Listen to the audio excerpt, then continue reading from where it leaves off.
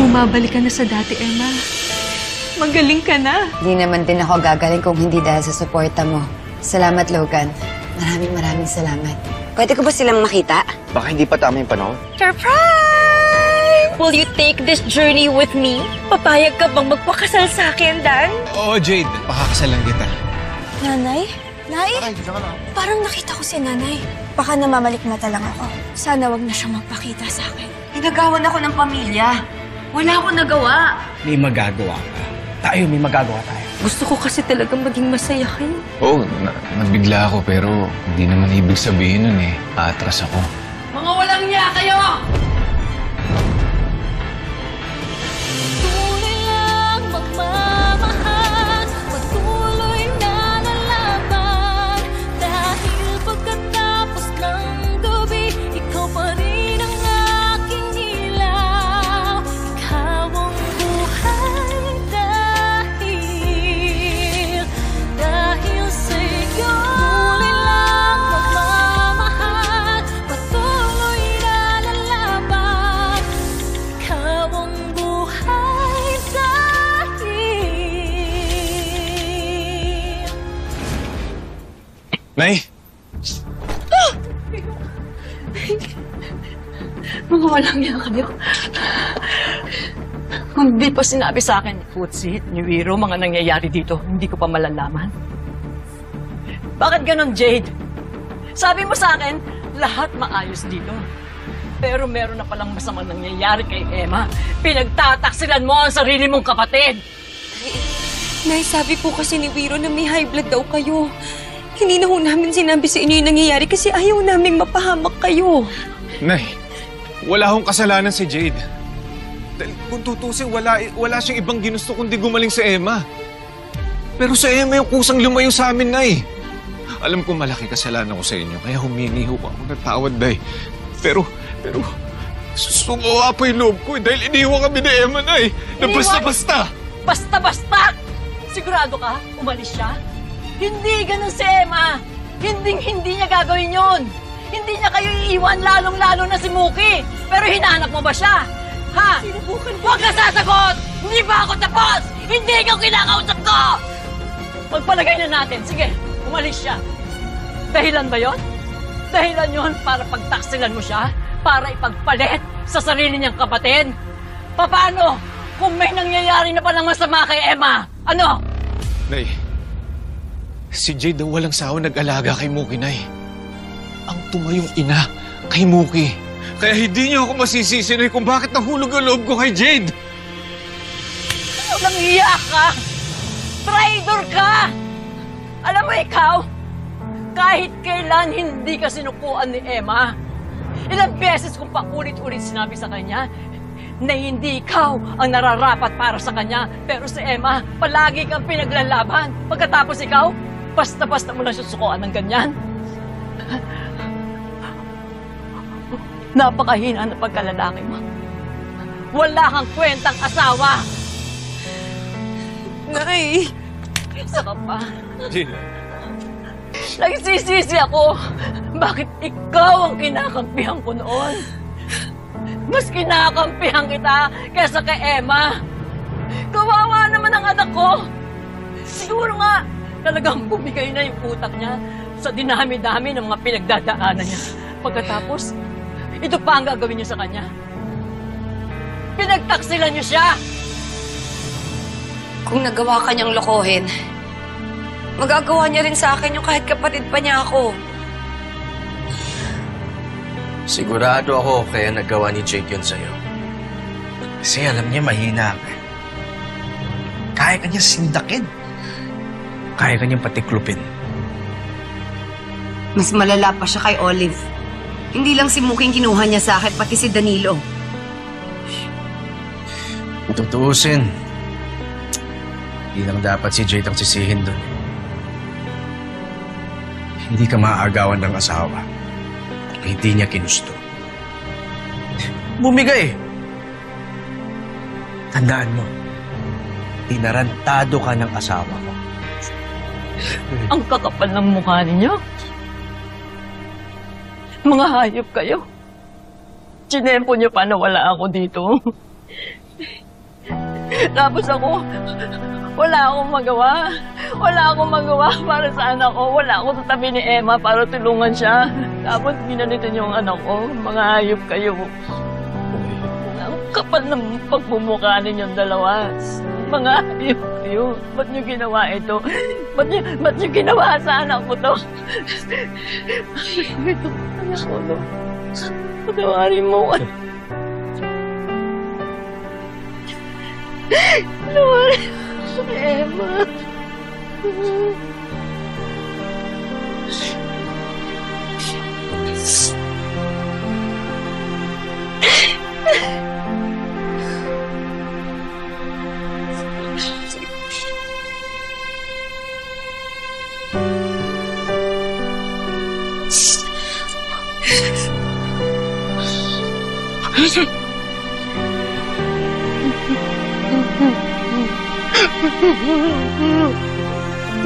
Mga ganyang klaseng lalaki, hindi na binabalikan.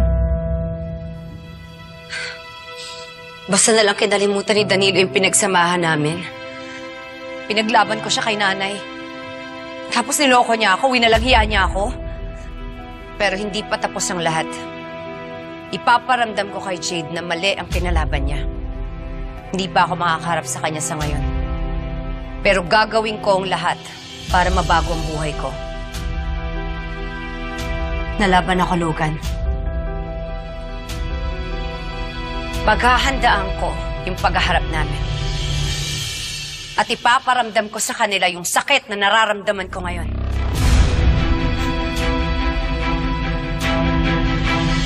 So then, let's toast to that. Para sa bagong Emma.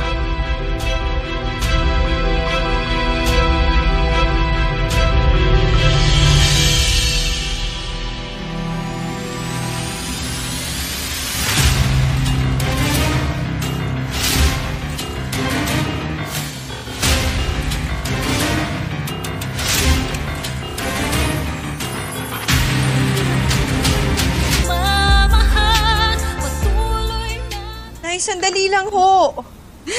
Bukas din. Maghahanap ako ng bago matitiran. Aalis na ako dito sa bahay mo. Nay, huwag naman ho kayong magalit sa akin.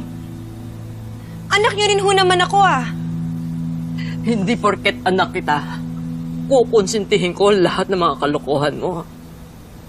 Buong buhay ko, wala akong ginawa, kundi isipin kayo ni Olive. Ang hanapin kayo. Si Emma nasa tabi ko, pero kayo ang nasa isip ko.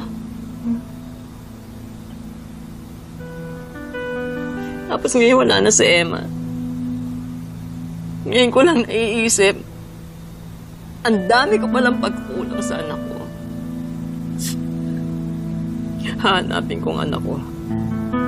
Ako ang mag-aayos ng pamilya niya. Teka, anong ibig mo sabihin? Ibabalik mo si Emma kay Danilo at Muki? Bakit hindi? Sila ang totoong pamilya. Wala na si Emma! Ako na ngayon ang pamilya ni Danilo at ni Muki!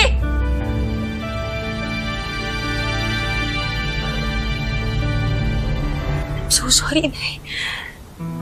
Sorry po. Nabigla lang po talaga ako. Inagaw mo na ang mag-ama ni Emma pagkatapos ngayon?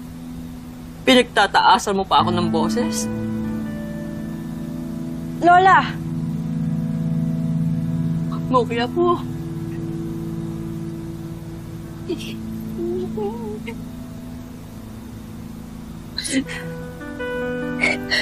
Basta, hindi naman po mangyayari yun kung hindi po kami iniwan ni Nanay. Diba? Alam niyo po, hanggang ngayon, hindi po ako makapaniwala na ikakasal na sila Tita Jade at Tatay. Pero Lola, mabait po sa amin si Tita Jade. At siya po yung gumagawa ng mga bagay yung mga bagay na dapat si nanay yung gumagawa.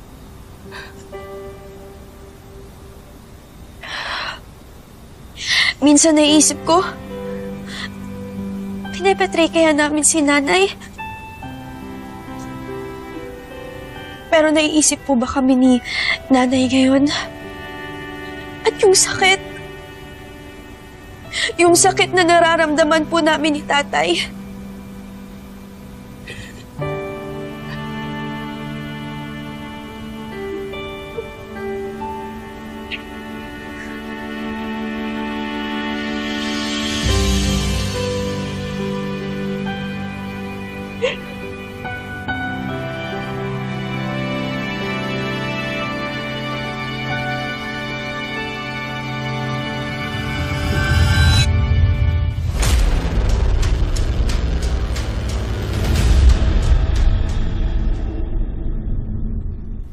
Alam niyo, nagulat ako talaga eh. Parang hindi si Jade yung umasta. Napansin din namin yan. Akala talaga namin noon, mabait siyang si Jen. Malala pa pala. Biruin mo, nagawa pang agawin si Danilo. Kaya nga nung sinigawan ako, alala ko si Olive. Ganun-ganun umasta si Olive.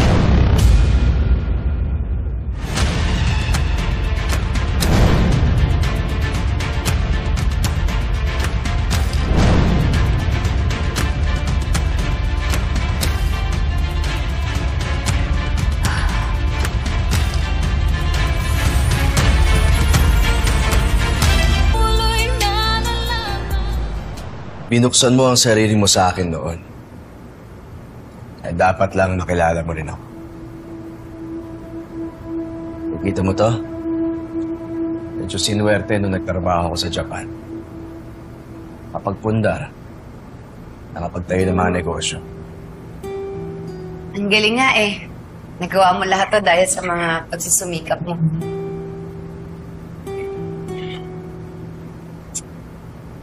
Hindi mo lang alam kung gaano kahirap ang pinagdaanan ko para marating to.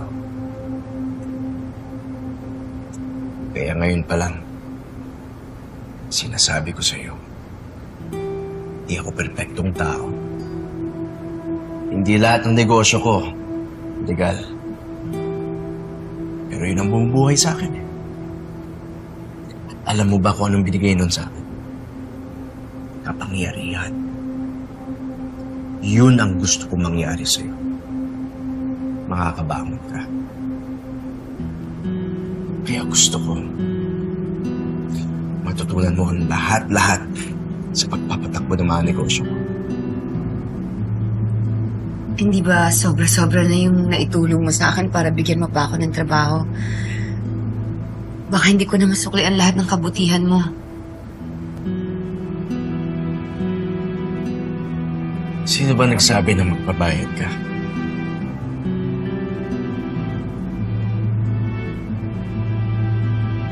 Alam mo ba na masaya ako kapag nakakatulong ako sa'yo?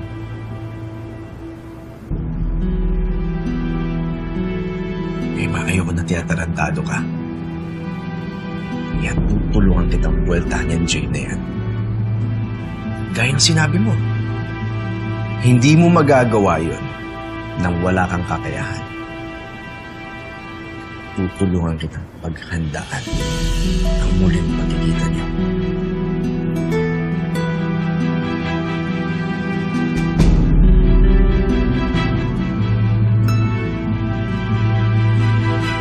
Ano?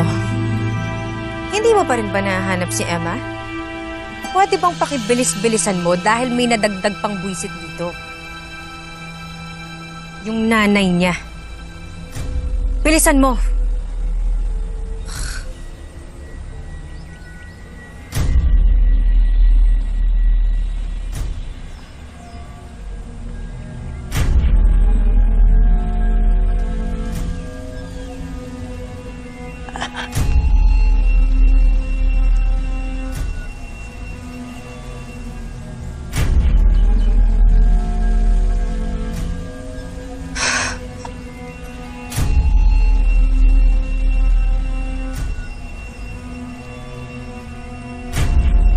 tong bahay na to.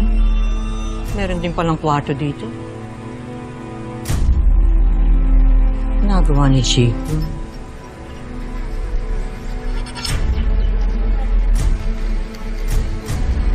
Nakakabuisi talaga yung ligayang yan. Sana hindi na lang siya bumalik. Dahil sigurado ko, nasisirain lang niya ang mga diskarte ko. Hindi niya dapat malaman na si Jade ang namatay at ako na si Olive Caparas ay buhay na buhay pa.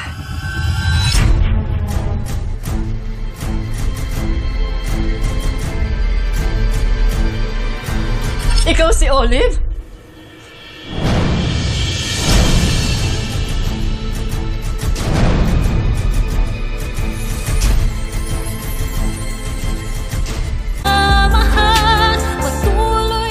Tama ang kutob ko.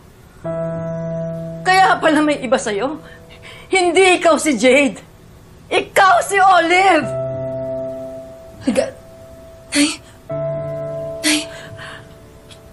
Nay, sandali lang. Let me explain. Magpapaliwanag ako. Ano ibig sabihin nito? Pinatay mo si Jade? Pinatay mo ang sarili mong kapatid? No! Ha? No, hindi ko magagawa kay Jade yun. Pareho kaming nahulog pero mas napuruhan siya. Kaya lang naman ako nagpanggap kasi natatakot akong makulong ulit.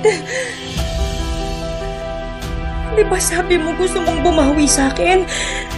Ito na yun. Ito na yung pagkakataon mong bumawi sa akin, please. Please. Nakikiusap ako sa'yo, Nay. Nakikiusap ako sa'yo. Huwag mo akong isusumbong. Huwag mong sasabihin sa kanila yung totoo, please. Nagsisisi ako na pinamigay ko kayo ni Jade nung bata kayo. Pero hindi ko inaasahan na magiging ganito ang tas naman. Oo, mahal kita. Anak kita eh. Pero sa Emma, mahal ko rin. Itong ginagawa mo, hindi tama to. Inaagaw mo yung pamilya ni Emma. Pagkatapos nagpapanggap ka si Jade. Nagpapanggap ka. Alam mo, ang sama.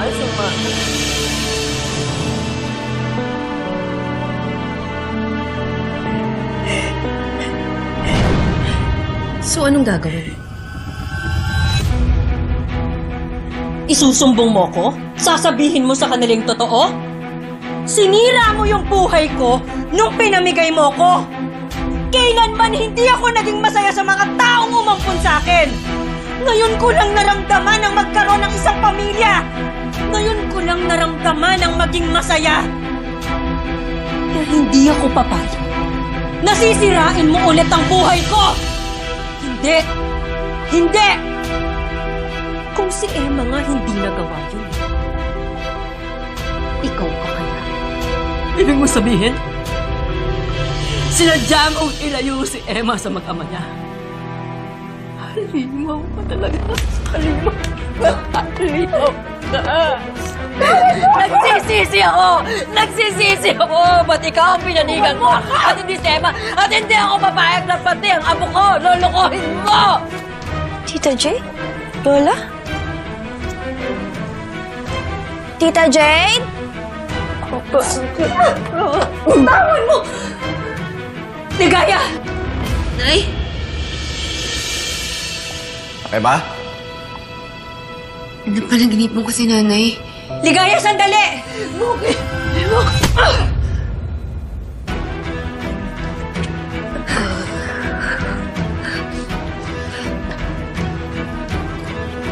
Lola!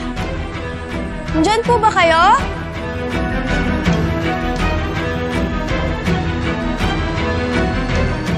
Tita Jade?